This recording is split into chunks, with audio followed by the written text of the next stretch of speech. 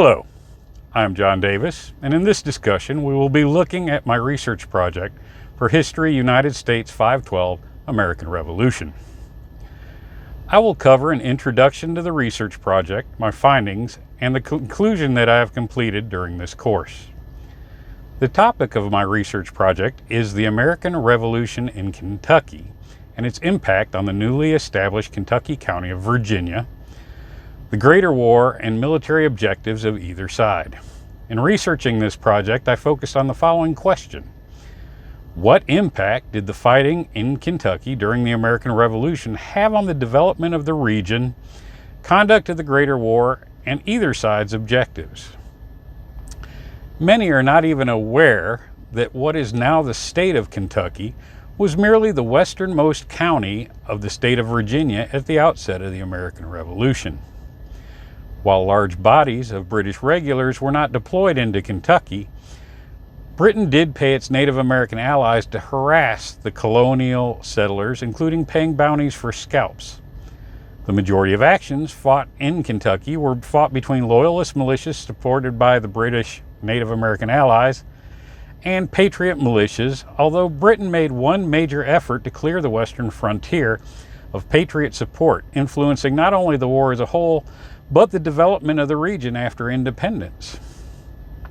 The focus of the project is the conduct of the American Revolutionary War on the western frontier in Kentucky, and I began with an overview of the colonial settlement in the area and the organization before moving on to military dispositions at the outbreak of hostilities. My focus then shifts to the military campaign, including the disposition of forces consisting primarily of patriot and loyalist militias, as well as the Native American tribes and their allies, primarily employed by the British for much of the fighting. I covered some of this material during my preceding discussion on Fort Boonesborough State Park, which I encourage you to view if you are interested. I looked at the effectiveness of the various organizations and notable individuals, as well as one notable deployment of British forces into the region during Byrd's invasion of Kentucky.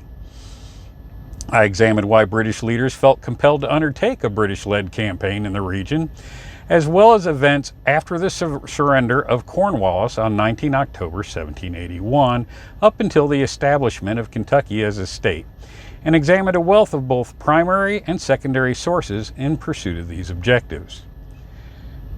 Kentucky is the literal western frontier at the time of the American Revolution. All told, there would be 8 named battles in the area during the American Revolution, going from the siege of Logan's Fort, beginning on May 23, 1777, to the previously mentioned Battle of Blue Licks of 1782.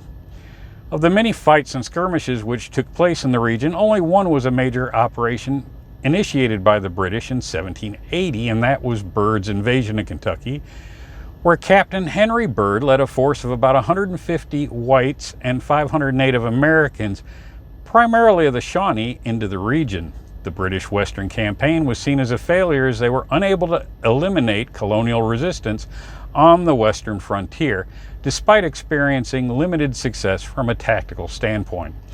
The last battle of the American Revolution was fought in Kentucky between a force of Native Americans and British allies and the Kentucky militias in the Battle of Blue Licks on August 19, 1782, 10 months after Cornwallis's surrender.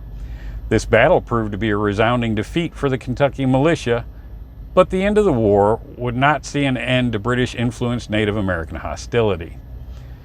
On 1 June 1792, Kentucky would be recognized as a separate state, becoming the 15th state in the Union and the first west of the Appalachian Mountains. But its origins lay as a battleground of the American Revolution on the western frontier. And this origin would have lasting impact on the people who settled this region, as well as its original inhabitants, the Native Americans, for generations thereafter. Thank you.